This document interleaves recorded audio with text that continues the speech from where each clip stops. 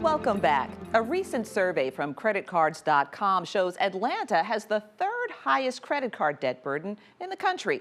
Now, the study doesn't specify the reasons why locals are carrying so much debt, but one might wonder if the results would be different were people able to learn about money at an early age. A picture may be worth 1,000 words, but it's no substitute for the real thing. And Junior Achievement of Georgia is all about authenticity. The organization wants youth to understand the fundamentals of finance and how the economy works. It starts with a specially designed curriculum. Students absorb information they learn in class, then apply that knowledge inside an interactive discovery center. It's here where the light bulb of the mind illuminates. Students not only see how sound money management leads to fiscal responsibility, they also experience the excitement of entrepreneurship. Guiding this educational enterprise is a man who possesses a passion for teaching. It's something that he knows can be a game changer for children and set them on a path of productivity and success, just as it did for him when he was young, as you'll see in today's Executive Profiles.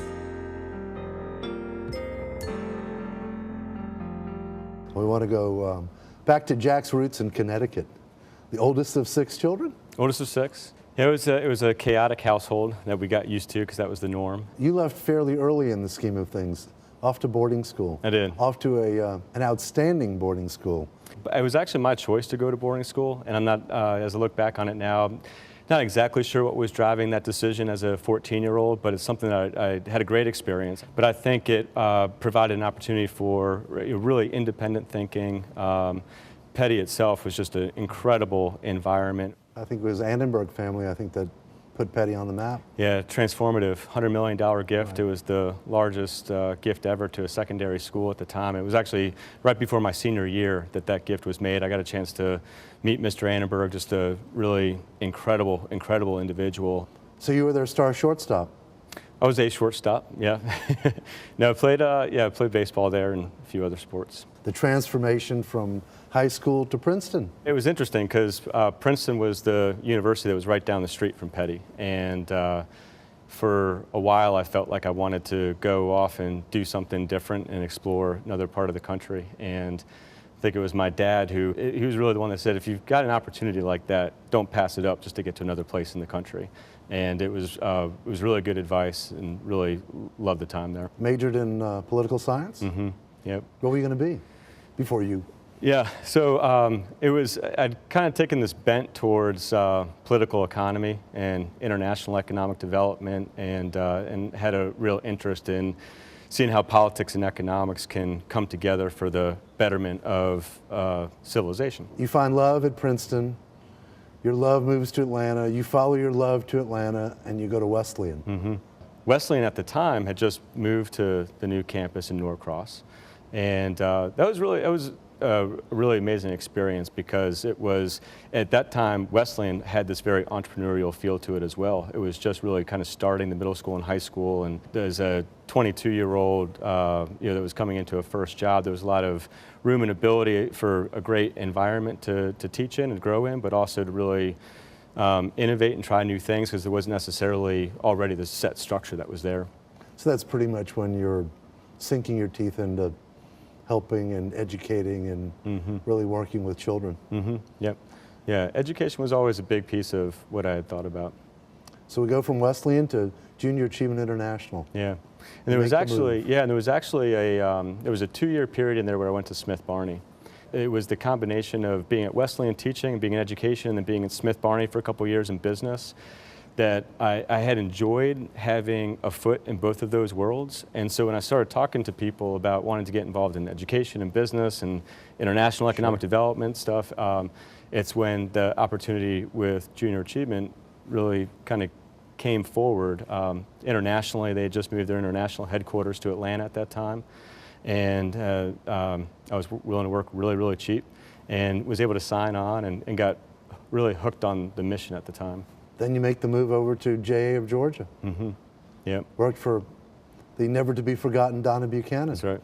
Who brought you along the way, mm-hmm. with the commitment to raise you to this position, mm-hmm. correct? Yeah, no, it's absolutely true. I mean, how long did you work for Donna? It was 2 or 3 years. I'd done the international work for 3 years. I was in about 30 different countries, and there's a part of this that was really exotic, exciting, energizing.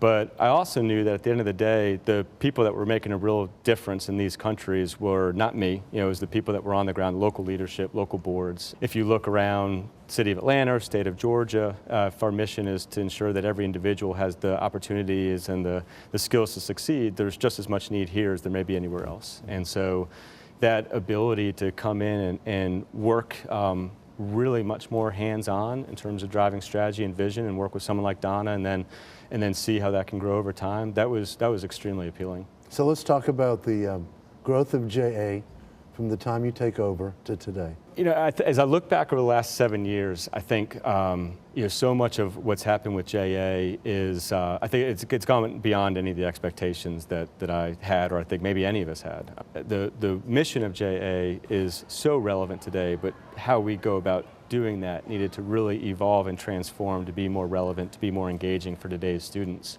And so when you see things like the Discovery Center and that type of learning, that type of experiential learning, and being able to bring the education and business communities together in a really meaningful way that's making a difference, there's something there that's really catching on now. We're really proud of this place, and not just for JA, but the way that so much of the Atlanta community really came into this project, or a vital part of the project, and happy with the success that it's had. The next new project, talk about Banneker. We had built out this Discovery Center, and it's for every single middle school student, 4 school systems.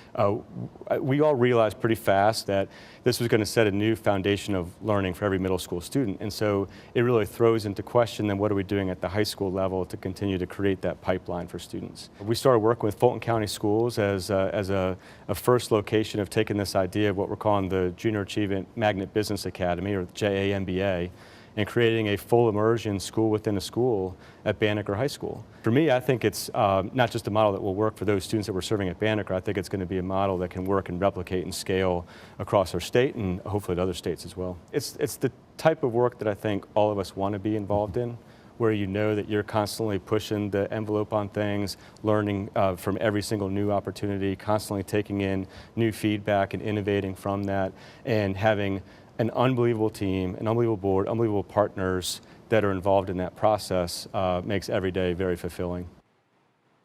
Junior Achievement continues to spread its mission of youth fiscal empowerment. The organization, in partnership with Gwinnett County Public Schools, just opened a JA Discovery Center in Gwinnett. The 45,000 square foot facility contains 36 storefronts, a Home Depot Career Exploration Center, and elements of the local community, like the one in Atlanta. The Discovery Center Gwinnett will cater to the county's middle school students.